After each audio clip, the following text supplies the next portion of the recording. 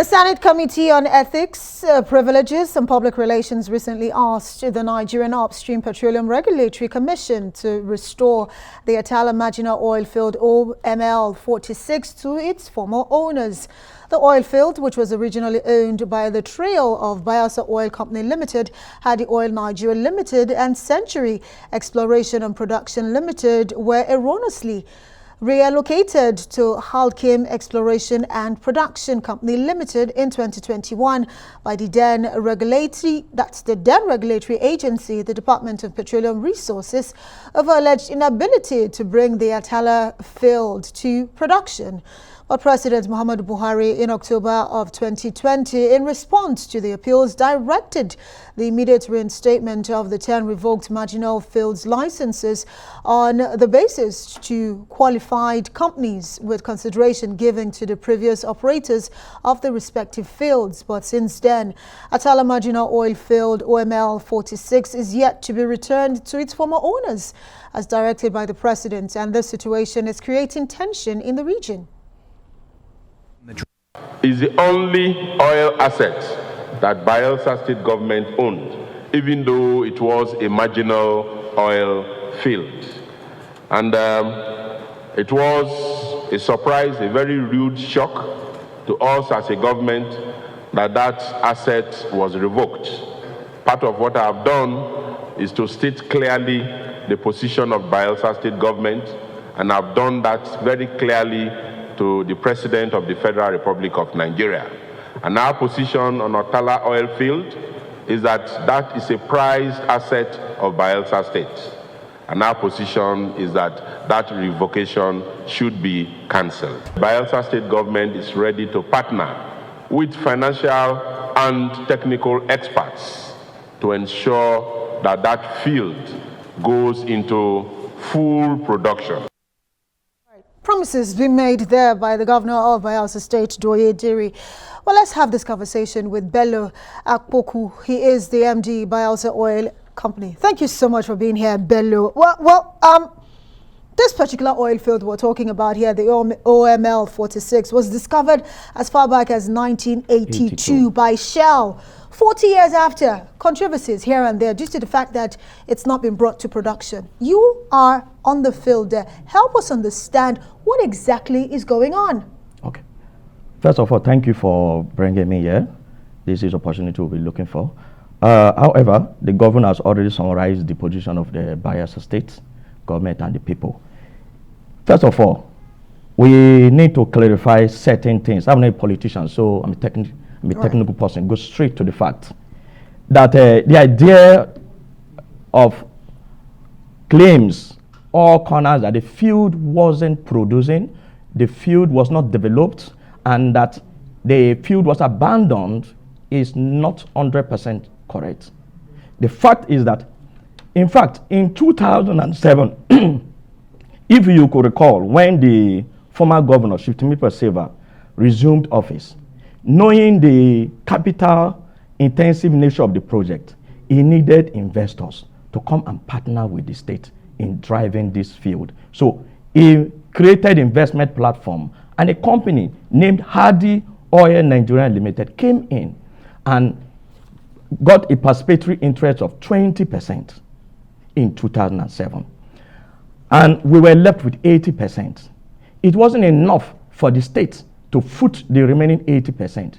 The same Shifumi Persever as governor gave another opportunity for indigenous companies, and a company owned by an indigenous Nigeria, and a citizen of Nigeria, Century Exploration and Production Limited, came on board, and they were given 29% with the technical capacity to serve as a technical partner and a financial partner. Hadi Oil came 2007 as a financial partner, and these two companies came together and carried the bulk of the project to where we were able to do full production. Please, I would like go straight to the fact by presenting to you.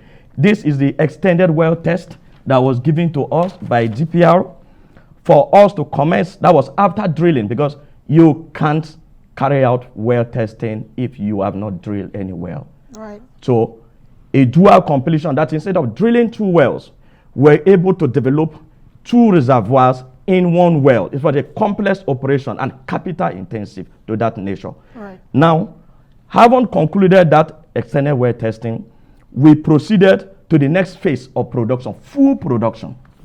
And, madam, to hide it all, in executing this phase of the operation, we were under obligation to pay royalties. So we partnered with Ajakpa Terminal, Britain. We also signed an SPA with Sterling Global, Tuja Bavani, and we were able to make good sales.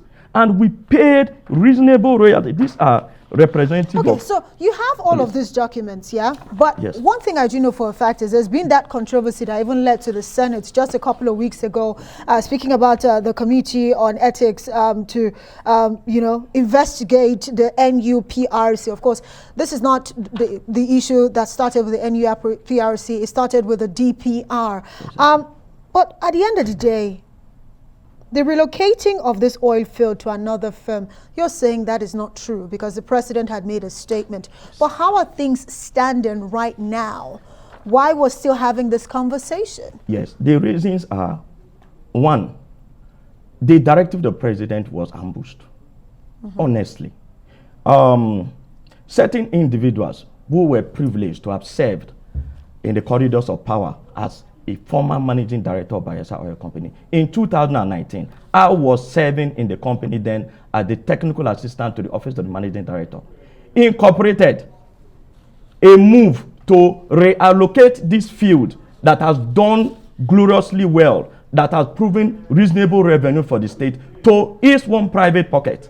And that move, he was able to connive with certain individuals in the Ministry of Federal Ministry of Mineral Resources, and they came up with the idea to revoke the license. Okay, so that revocation happened in April of 2020. Yes. Correct me if I'm yes. wrong. So it was a plot right. to assign right. the block to their private company. Right.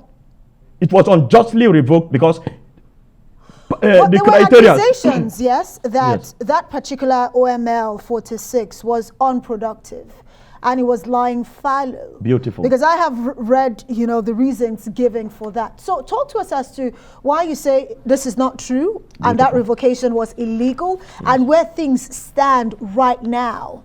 Madam, an oil field left fallow will not generate revenue for you to pay royalties. These Right. are royalty payments.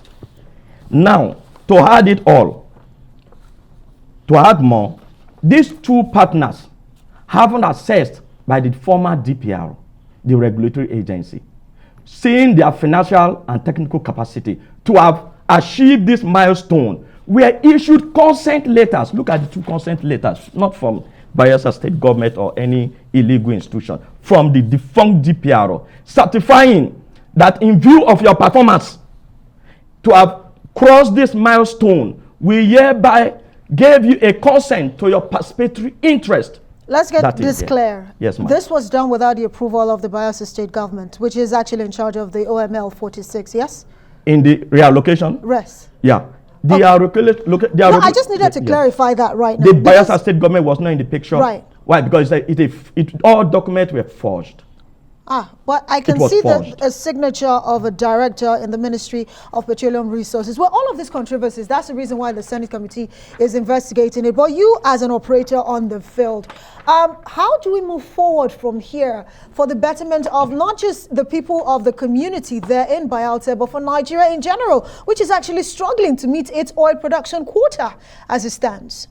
Thank you. First of all, look at the young men and women who were recruited in view of this project, were sent to various areas of training in the oil and gas sector to achieve this milestone, are now made jobless because of this. The economy of the state is under attack by these individuals who has converted But Bello, this. I am asking you for solutions and the way solution forward, is, ma, the time solution, we do not have the luxury yes, of it the all solution, day. the solution, Moving forward, the solution the to all solution, of this the controversy. solution is straightforward. Already, all these documentations have been presented to the Economic and Financial Crime Commission, has also been presented to the Senate Committee on Ethics, Privilege and Public Petition. And it's in view of this record, even before the Federal Minister of Petroleum Resources, that the president gave the mandate that haven't gone through, that haven't received all report. We were requested to pull out a standing suit in Federal High Court. Right. In the view that the president was going to reallocate this field to the original operator, and the president did. Okay. Look at the letter dated. And this directive was directed strictly from the substantive minister, the president of the Federal Republic of Nigeria. So what is the way forward? So the way forward now is the Senate Committee on Ethics, Privileges, and Public Petition has come up with 2 resolutions. 1, having gone through this document, the revocation is null and void. Right. 2, that the president to have considered a territorial unit of the Federal Republic of Nigeria being a state, this asset be given to that former president, particularly reference made to Bayelsa state because of the economic situation of how the state will benefit from this asset. So we are appealing to Mr. President, the report of the way forward and all that is required to justify this resolution by the Senate Committee on Ethics is before the Office of the Attorney General, because we know that EFCC is supervised by the Attorney General. So the facts are there. We are appealing to Mr. President. The economy of Bayelsa State is under attack. And Bayelsans, the teeming youth, are looking up to Mr. President for job opportunities. And this is one of the biggest mediums. Please, this is our humble appeal to Mr. President. And we know, just in line with the Senator Doridri, the Executive Governor of Bayelsa State, who knows the rule, the importance of following the rule of the law. We are not ready to go outside the box of the law. Okay, it's a good thing that you're looking at the ambience of the law to find a solution to this controversy. But for now, I'd have to say thank you so much to you, Bello Akpoku, the Managing Director of Bayelsa Oil Company. Thank you so much for being here. And hopefully the next time around I have you in the studio, we'll be celebrating and, of course, seeing an end to all the controversies, because Nigeria, we have to do better.